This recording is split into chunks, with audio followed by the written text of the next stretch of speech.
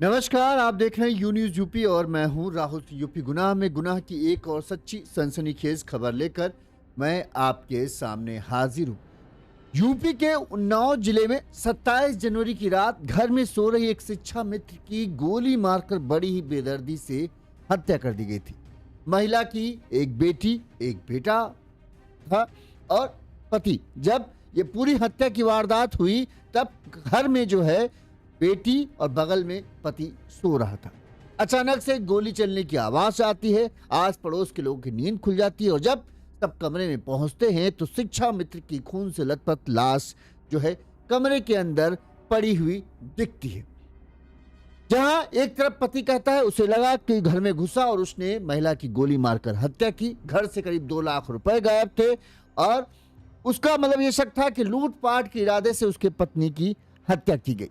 लेकिन कहीं कोई किसी के घर आने के न घर से जाने के निशान मिलते हैं। इस दौरान दुश्मनी के भी एंगल को तलाशा जाता है, उसका भी कुछ पता नहीं चलता। बेटी का बार बार अलग अलग तरह का बयान आता। कभी वो कहता है उसने सुना कि पिता ने कहा घर में बदमाश घुस आए और फिर गोली चलने की आवाज आती है। इस दौरान वो कमरे में घुसकर मां को जगाने की कोशिश करती है तो जब लाइट जलती है तो वो देखती है कि मां की खून से सनी हुई लाश पड़ी है। कभी वो कहती थी कि वो मां को टॉयलेट जाते हुए देखा, तब किसी ने मां की गोली मारकर हत्या की। तो बार बार लड़की के बयान बदल रहे थे। पिता का साफ साफ कहना था कि उसे लगा गोली की आवाज सुनाई दी। जब वो जगा तब उसकी पत्नी की हत्या हो चुकी थी। उसे नहीं समझ में आया था किसने मारा, किस तरह से मारा। पुलिस ने पूछा क्या तुम्हारी किसी से दुश्मनी, तो उसका भी जवाब उसके पास नहीं था। तब से लगातार उन्नाव पुलिस जो है इस हत्याकांड की गुत्थी को सुलझाने में जुटी थी, लेकिन बार बार कई बार कोशिशों के बाद भी पुलिस के हाथ कुछ नहीं लग रहा था। 20 दिन कहें 27 जनवरी की रात को इस हत्याकांड की वारदात को अंजाम दिया गया था। तमाम पहलुओं को ध्यान में रखकर पुलिस ने जांच किया, लेकिन हर बार जो है जांच एक घूमकर घर के आसपास ही आ जाती थी। पुलिस को यह आशंका थी कि घर के ही किसी सदस्य ने इस पूरी वारदात को अंजाम दिया। वहीं जब पुलिस ने जो पति है उससे सख्ती से पूछताछ करने की कोशिश की तो उसने सीधे सीधे पुलिस पर आरोप लगा दिया कि पुलिस उसे परेशान कर रही है। उसकी ही पत्नी की हत्या हुई और पुलिस उसे ही परेशान कर रही है और अगर ज्यादा कुछ पुलिस परेशान करेगी तो वो फिर अपने साथ कुछ कर लेगा। इसके चलते पुलिस को अपने हाथ पीछे करने लगे, क्योंकि पुलिस को लगा कहीं कोई राजनीतिक माहौल ना बन जाए। लिहाजा पुलिस को थोड़ा फूंक फूंक कर कदम रखना शुरू किया। पुलिस हर एंगल को ध्यान में रखकर जांच चलाती आ रही थी। धीरे धीरे पुलिस के पास कुछ ऐसी चीजें पुलिस को मिली जिससे पुलिस को यह पुख्ता हो गया कि महिला शिक्षा मित्र की हत्या किसी और ने नहीं बल्कि उसके पति ने की, लेकिन कोई पुख्ता सबूत पुलिस के पास नहीं थे। फिर 16 फरवरी को बताते हैं, 16 तारीख को पुलिस ने जो है महिला के पति को एक ऐसी जगह से गिरफ्तार किया जहां से पुलिस को वो हथियार बरामद हो गया जिसकी गोली से महिला की मौत हुई थी। इसके बाद जब पुलिस ने पति से सख्ती से पूछताछ की तो वो टूट गया और उसने माना कि हां, मैंने ही अपनी कमाऊ पत्नी की हत्या की है। पुलिस ने जानने की कोशिश की आखिर तुमने क्यों मारा, तो उसका जो जवाब था उसने पुलिस को सन्न रगड़ दिया। इसका अंदाजा हमने जब अपनी खबर ये 28 तारीख को दिखाई थी तभी हमने लगा दिया था कि हो न हो पति ही सबसे ज्यादा शक के घेरे में है और वही निकला। दरअसल जब पत्नी कमाऊ होती है तो वो अपनी मर्जी से अपनी शर्तों पर जिंदगी जीती है और जब वो बाहर जाती है तो तरह तरह के लोगों से फोन पर बातचीत होना, मिलना जुलना सब कुछ होता है। अब ऐसे में गांव देहात में रहने वाला एक पति जो अपनी सीमित सोच के दायरे में रहता है, उसे लगता है कि उसकी पत्नी उसके हाथ से निकल गई। दोस्त यार भी उसे ये भड़काते थे, अरे तुम्हारी पत्नी तो फला आदमी से बात करती है, तुम्हारा उससे बात करती है। तो ये बातें जो बार बार है पति के दिमाग में घूमती जा रही थी। पति ने इस बात को नोटिस किया कि उसकी पत्नी जो है फोन पर किसी से बातचीत करती है। जब पति कहना मैंने कई बार उससे फोन मांगा, पत्नी ने फोन दिया नहीं, तो मेरा शक जो है यकीन में बदलने लगा कि हो न हो इसका कोई प्रेम संबंध है या प्रेम प्रसंग चल रहा है और ये मुझसे छुपाती है। पति के कहें यही बात जो है दिल में एक जहर की तरह घुलती जा रही थी और उसको नफरती बनाती जा रही थी। धीरे धीरे पति के दिल में पत्नी के लिए नफरत बढ़ती जा रही थी और 27 जनवरी की रात पति ने अपनी पत्नी को हमेशा के लिए इस बात की सजा देने के लिए ठान लिया कि आज इसको ऐसी सजा दूंगा ताकि ये दूसरों के लिए मिसाल हो जाए कि कभी अपने पति को धोखा नहीं देना चाहिए। लिहाजा इस पति ने पूरी प्लानिंग की और रात के 1-2 बजे जब बेटी गहरी नींद में चली गई तब इसने अपनी पत्नी को गोली मारकर मौत के घाट उतारा और फिर ऐसा ड्रामा रचा कि पुलिस को इस केस को सुलझाने में 20 दिन लग गए। क्या पुलिस पति ने प्लानिंग बनाई, किस तरह से उसने अपनी बिटिया के घर में मौजूद होते हुए अपनी पत्नी को मारा कि बिटिया को एहसास तक नहीं हुआ। क्या ऐसी प्लानिंग उसने बनाई, किस तरह से इस पूरी वारदात को अंजाम दिया, इस तमाम सवालों के जवाब आपको हमारी इस खबर को देखने के बाद लगेगा। कितनी सटीक प्लानिंग थी कि 20 दिन आंखों के सामने कातिल था, पुलिस को शक था कि इसी ने मारा है, लेकिन पुलिस कुछ नहीं कर पा रही थी। 20 दिन पुलिस को लग गए इस केस को सुलझाने में। सोचिए कितना तगड़ी प्लानिंग की थी। हम सब कुछ आपको सिलसिलेवार तरीके से बताएंगे, पूरा घटनाक्रम कैसे क्या हुआ, कैसे पकड़ा गया और पुलिस को कैसे क्या पूरी इसने साजिश रची, ये सब हम बताएंगे। और वो वजह क्या थी जिसकी वजह से इसने अपनी कमाऊ पत्नी, शिक्षा मित्र पत्नी को मौत के घाट उतारा, ये सब भी हम आपको बताएंगे। उससे पहले हमारी एक छोटी सी अपील, अगर आपको हमारी खबरें अच्छी लगती है, आपको लगता है हम सही तरीके से खबरें दिखाते हैं और आपको पूरी जानकारी मिल पाती है और आप हमारे काम की सराहना करना चाहते हैं, जैसे हमारे इन दर्शकों ने की, जैसे दीपक यादव जी हैं, कृष्णपाल यादव जी हैं, मोनू शर्मा जी ने हैं, इन्हें हमें 100 रुपये भेजे हैं, किसी ने 200 रुपये भेजे, किसी ने 112। हम आप सभी के आभारी, इसी तरह से अपना सहयोग देते रहें। अगर आपको भी हमें सहयोग करना है तो हमारा फ़ोन पे नंबर स्क्रीन पर नीचे फ्लैश हो रहा है, इस नंबर पर आप अपने सामर्थ्य क्षमता अनुसार हमें आर्थिक तौर पर मदद भेज सकते हैं। चलिए अब खबर की तरफ आते हैं। सबसे पहले हम चाहते हैं कि हम आपको वो पति, जब इस पूरी वारदात को अंजाम दिया गया था 27 जनवरी की रात को, तब अगली सुबह जब पूरा केस का खुलासा मतलब वो हुआ, हड़कंप मचा, तब पति ने पत्रकारों से बात करते हुए क्या कहा, बेटी ने क्या कहा, पहले वो पूरा सुन लीजिए, फिर हम पूरी खबर आपको बताते हैं। सबसे पहले बेटी ने क्या कहा था रोते हुए, वो सुनिए। पता नहीं, हमें आगे ना गोली ना बंदूक के बाद ना हमारे मम्मी सब मम्मी चिल्लाने में हमका पता नहीं लगा कि चिल्लानी बस पापा पर चिल्लाने की बदमाश आ गए। हम उठ के बस मम्मी जगह वाला की मत आ जाना खून देख ले, मम्मी जगह मम्मी उठा मत, मम्मी नींद में पानी लेके छिनका, तब फोन लेके गए देखा हाँ तब खून वहाँ गवा। हमको कुछ पता नहीं, हम कुछ नहीं पता। अरे भैया 27 जनवरी को जब ये हत्या हुई तो पत्नी, पति और बेटी, ये 3 लोग उस कमरे में थे जहां पर पत्नी की हत्या हुई। बेटी कह रही हमें कुछ समझ ही नहीं आया कैसे क्या हुआ। कभी वो कहती कि मेरे पिता ने कहा बदमाश आ गए। जब हमने देखा तो मम्मी की हमने पानी मम्मी को जगाने की कोशिश की, मम्मी उठी नहीं तो हमने उनके पानी छिट्टे मारे और जब लाइट आई तो देखा कि खून ही खून फैला हुआ है। कभी वो कहती है टॉयलेट करने गए वहां पे मार दिया। तो अलग अलग बयान थे, मतलब एक तरीके से कहें लड़की को पूरी तरीके से ये नहीं कंफर्म था कि आखिर उसकी मां को कैसे मारा गया है। वहीं पति से जब पूछा गया तो पति ने क्या कहा वो भी आप सुनिए।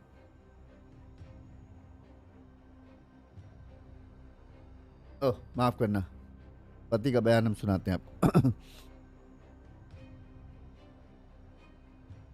और पुलिस आई अपना पोस्टमार्टम के लिए लाश भेज दिया। मौके पर कुछ मिला रहता?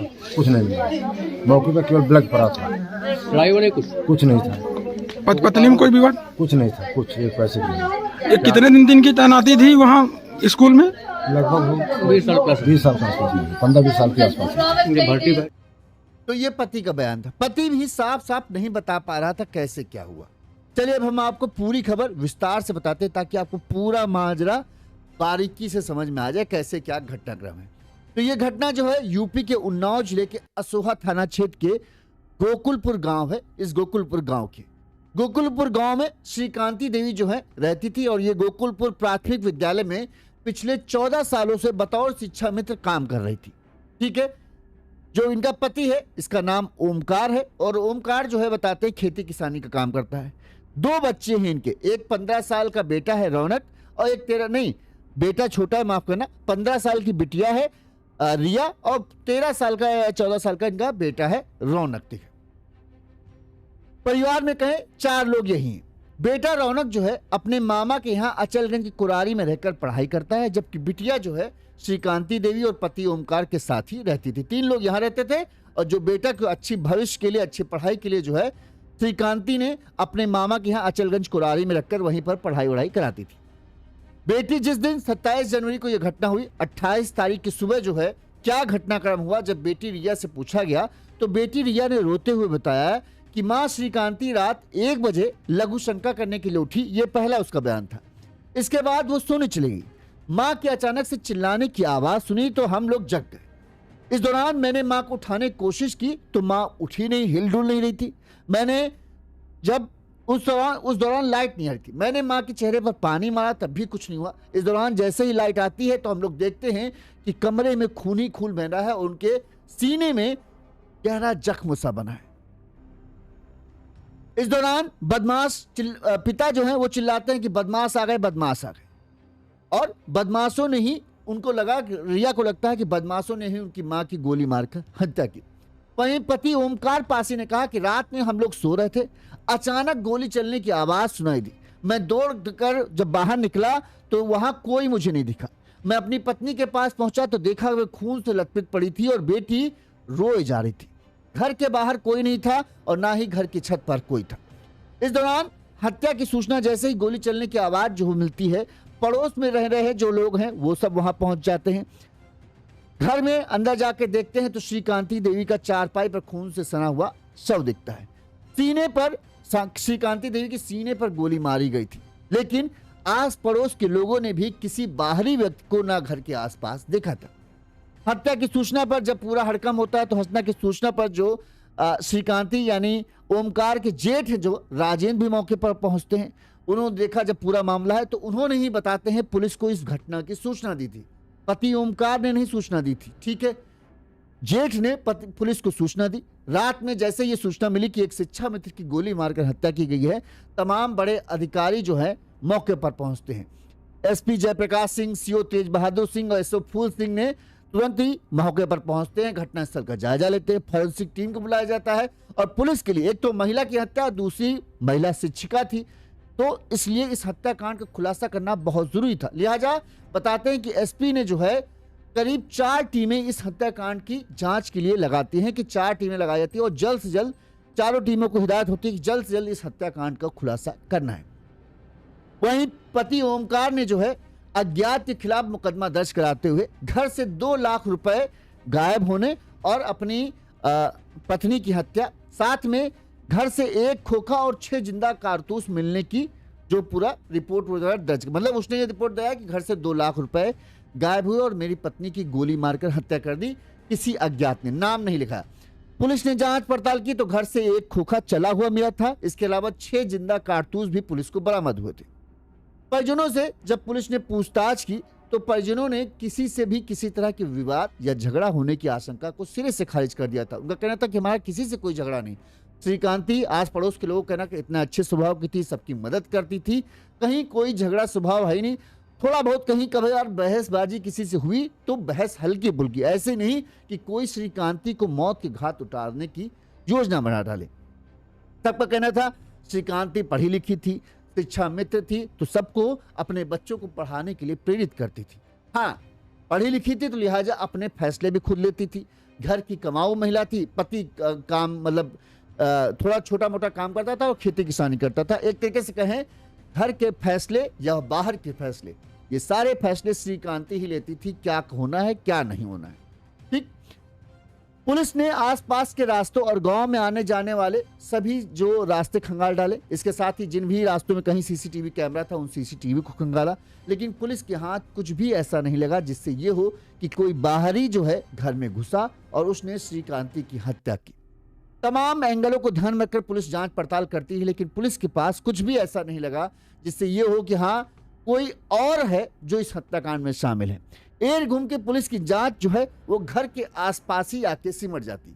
पुलिस को एक बात तो मतलब 2-3 दिन की जांच पड़ताल के दौरान पुलिस को एक बात तो ये कंफर्म हो गई कि हो न हो श्रीकांति का हत्यारा कोई ऐसा है जो श्रीकांति के एकदम करीब का है, यानी इसी गांव के बाहर से नहीं हो सकता है। उस गांव का ही कोई है जिसने श्रीकांति को मौत के घाट उतारा है। अब पुलिस ने जब एक बार दुश्मनी वाला एंगल देख लिया, नहीं मिला, रुपए का लेन देन वाला मामला देख लिया, वहां पर भी किसी को कुछ नहीं मिला, तो पुलिस ने फिर इस एंगल को ध्यान रखकर जांच पड़ताल शुरू की, कहीं कोई प्रेम प्रसंग वाला तो मामला नहीं है। तो उस एंगल में भी कुछ भी पुलिस को श्रीकांती के खिलाफ तो नहीं मिलता है, जिसमें ये हो कोई एक तरफा प्यार करता हो और उस प्यार में आकर उसने इस तरह कर दिया, इस तरह की चीज भी पुलिस को नहीं मिली। पुलिस के सामने मृतका की बेटी रिया ने जब पुलिस बेटी जो श्रीकांती है उनकी बेटी रिया से पूछताछ करे तो उसके भी बयान बार बार बदल रहे थे, जिसकी वजह से पुलिस को और कंफ्यूजन हो रही थी। रिया ने पहले पुलिस को बताया कि मां बाथरूम से लौट रही थी, तब सीने में सामने से किसी ने गोली मार दी, हम लोग उसे नहीं देख पाए। गोली मारने वाले को उसने भागते हुए देखा, वो भी पीछे से। कुछ देर बाद उसने बताया कि फायर की आवाज सुन जब आंखें खोलने का प्रयास किया तो उसे धुंधलापन दिख रहा था, ऐसा लग रहा था आंखों में कुछ डाल दिया गया हो। इस तरह की बयानबाजी से पुलिस को परिवार के ही किसी सदस्य पर शक हुआ कि हो न हो कोई परिवार का ही शामिल है और कोई बाहरी तो नहीं आया।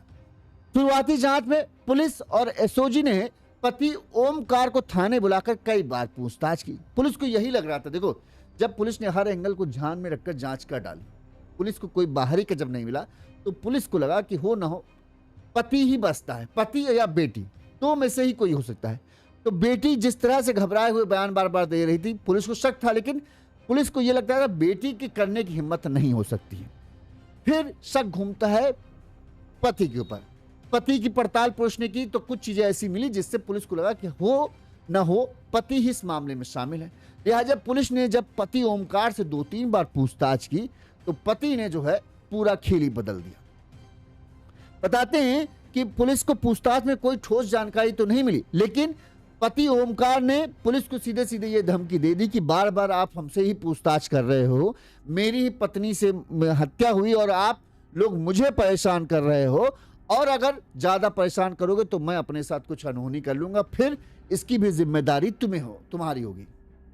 अब पति के बदले सुर सुनकर पुलिस वालों को भी थोड़ा सा वो झटका लगा कि यार सच में कहीं कुछ कर लिया तो अभी एक तो केस सुलझा नहीं, दूसरा बवाला अलग से मोड़ पड़ा। लिहाजा पुलिस ने कहा थोड़ा सा मामला को ढील देते हैं, यानी उन्होंने अपने कदम पीछे हटा लिए। जो सख्ती वो ओमकार के साथ कर रहे थे उन्होंने थोड़ा सा ढिलाई दे दी ताकि ओमकार रिलैक्स हो जाए कि हाँ पुलिस को उसके ऊपर शक नहीं, जिससे पुलिस ने थोड़ा सा बैकफुट पर आ गई। लेकिन पुलिस ने जांच जारी रखी। पुलिस की प्रारंभिक जांच में हत्या में बाहरी लोगों के शामिल होने का कोई भी सबूत किसी तरह से पुलिस को नहीं मिला। थानाध्यक्ष फूल सिंह ने बताया कि अब तक की जांच में ओमकार और उसके दोस्तों देशी शराब के ठेके के पास अंडे की दुकान चलाने वाली एक महिला से भी उन्होंने पूछताछ की। पूछताछ के दौरान पुलिस को यह पता चला कि गोली लगने के बाद पति ने तत्काल पुलिस को सूचना देने के बजाय अपने दोस्त को फोन किया था, और घटना होने के करीब 50 मिनट बाद, यानी करीब 1 घंटे गुजर गया जब गोली लगी, और उससे 1 घंटे बाद जो है इसकी तरफ से जो है 112 नंबर को फोन किया गया। तो पुलिस को यही मामला गड़बड़ लग रहा था कि आखिर हत्या हुई तो सबसे पहले पुलिस को फोन जाना चाहिए था, तो पुलिस को फोन जाता है करीब 50 मिनट बाद। तो इतनी देर ओमकार ने आखिर क्यों की? और उसने हत्या के बाद जो है अपने दोस्त को फोन किया, ना कि पुलिस को किया, ना ही किसी अपने करीबी को फोन किया। तो पुलिस को इस बात से शक होगा। लिहाजा पुलिस जो है लगातार ओमकार के ऊपर नजर बनाए हुए थे, अपने मुखबिरों को लगा रखा था, और एक तरीके से कहे सादी वर्दी में पुलिस ने भी ओमकार के पीछे पीछे लोग अपने लगा रखे थे ताकि कहीं एक कुछ गलती हो ताकि वो ओमकार को दबा सके। इस दौरान बताते हैं कि 16 फरवरी 2026 को लालाखेड़ा चौराहे से पुलिस ने ओमकार को गिरफ्तार किया। यहां पर पुलिस ने जब उससे सख्ती से पूछताछ की तो उसकी निशानदेही पर गांव के पास एक तालाब है, उस तालाब के पास से पुलिस को सबसे बड़ी कामयाबी मिली, वो तमंचा मिला जिस तमंचे से गोली चलाई गई थी। 315 बोर का तमंचा बरामद हुआ। इसी तमंचे से जो है गोली चलाकर श्रीकांती देवी की हत्या की गई। इसके बाद पुलिस को यह कंफर्म हो गया कि हाँ ओमकार ने ही जो है अपनी पत्नी की हत्या की। इसके बाद पुलिस ने ओमकार को थाने ले गई और यहां पर उससे सख्ती से पूछताछ करना शुरू किया। 42 साल के ओमकार ने पुलिस को यह कबूल कर लिया कि हाँ उसने अपनी पत्नी की हत्या की।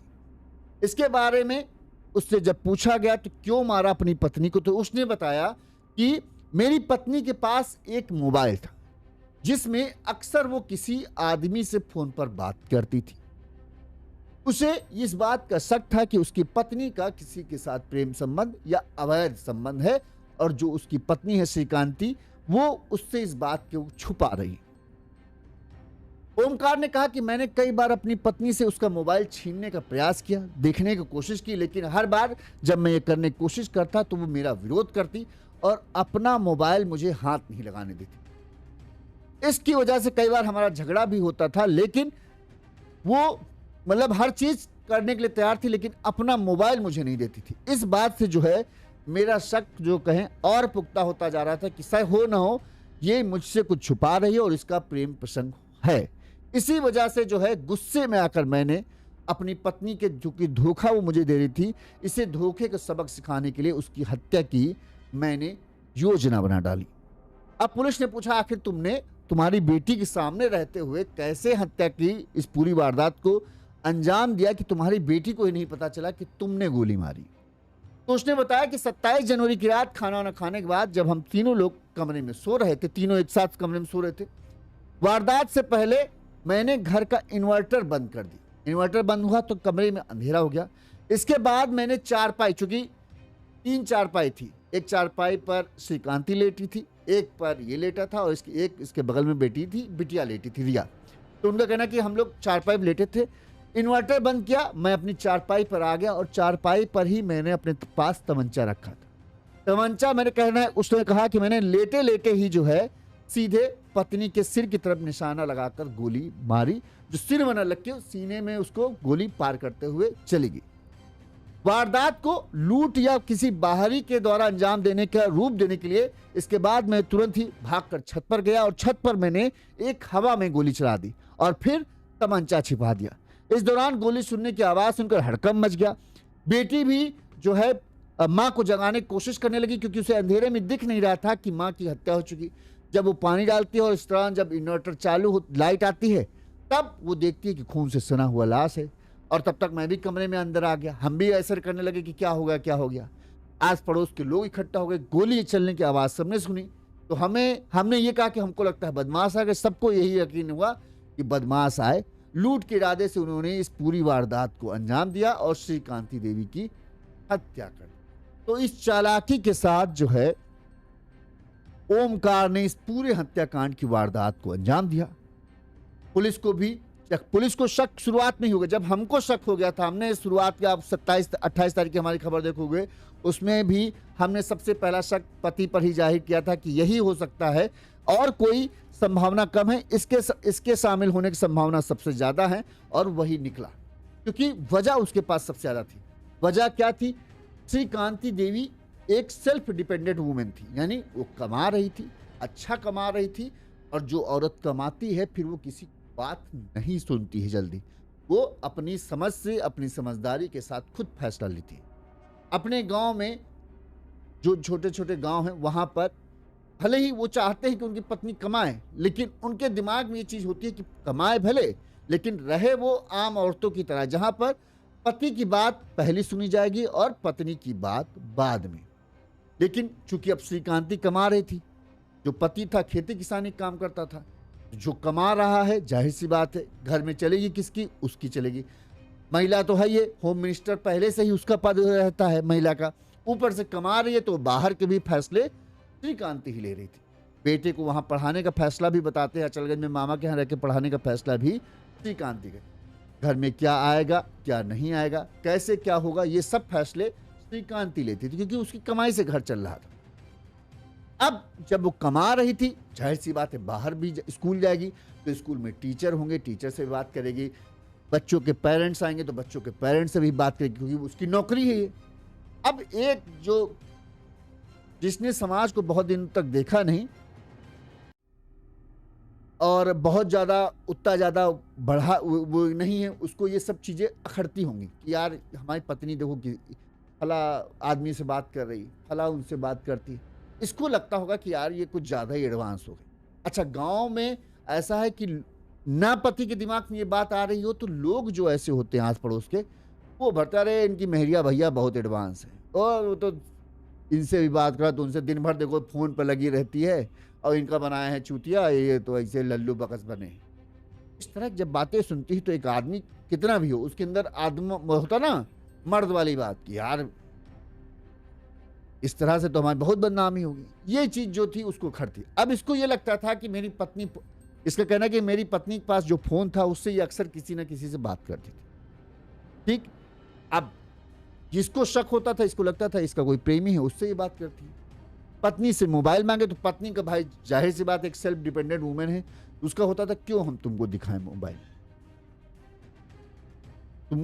तुम मेरे ऊपर झूठा शक कर रहे हो तो तुम्हारे शक को हम साफ करने के लिए, तुम्हारे दिमाग में गंदगी है तो हम क्यों अपना मोबाइल तुमको दिखाएं। पति को लगता था ये नहीं दिखा रही तो यानी इसका सच है। होता है ना कि जो वो कहावत नहीं कहते हैं कि भाई जो हगा होगा वही टटोलेगा, तो वो वाली कहानी होती थी। इसको लगता था कि अगर ये साफ सुथरी होती तो ये हमको मोबाइल दे देती, लेकिन इसके दिल में खोट है इसीलिए हमको मोबाइल नहीं दिखाती है ताकि इसकी चोरी पकड़ी न जाए। जबकि उसका ये मोटिव होता था कि तुम हमको गलत समझ रहे हो, हम हमारा काम है बाहर लोगों से मिलने जाना, बात करना, हम टीचर हैं, हमसे बच्चे के पेरेंट्स भी बात करेंगे, हमसे स्कूल के भी टीचर बात करेंगे, तो हम उनसे बात नहीं करेंगे तो फिर काम कैसे करेंगे। तो उसका ये था कि तुम्हारा ये शक है इसको दूर करने के लिए हम ये सब नहीं करेंगे क्योंकि तुम्हारे दिमाग में गंदगी है। और यही चीज़ जो है रिश्तों में दूरियां लाती है और दूरियां फिर इस कदर बढ़ती जाती हैं।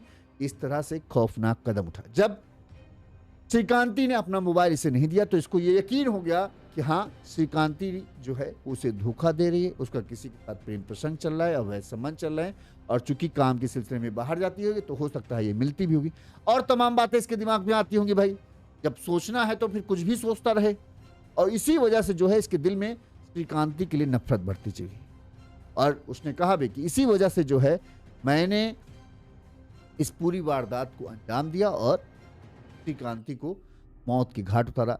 रात के अंधेरे में किया जिससे किसी को शक नहीं हुआ। जो बेटी भी थी उसे भी नहीं समझ में आया क्योंकि वो गहरी नींद में थी, उसे भी नहीं समझ में आया कि आखिर ये सब कैसे हुआ। क्योंकि जब लाइट आई तो उसकी आंखों के सामने मैं भी वहीं पर खड़ा था और जब हुआ कि मैं बाथरूम गया था इस तरह से बना दिया, गोली चलने की आवाज़ भी सबने सुनी।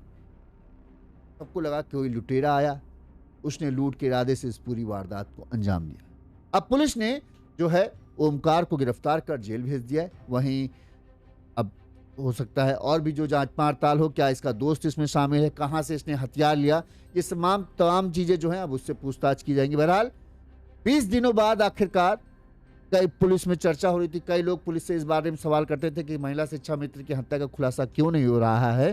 तो आखिरकार पुलिस ने 20 दिन बाद महिला की हत्या का खुलासा कर दिया और आरोपी को जेल भेज दिया है। इस खबर पर आपकी क्या राय है हमें कमेंट करके जरूर बताइए। इसी तरह से गुनाह की तमाम बड़ी खबरें हम आप तक पहुंचाते रहेंगे। देखते रहिए यून्यूज़ यूपी। नमस्कार।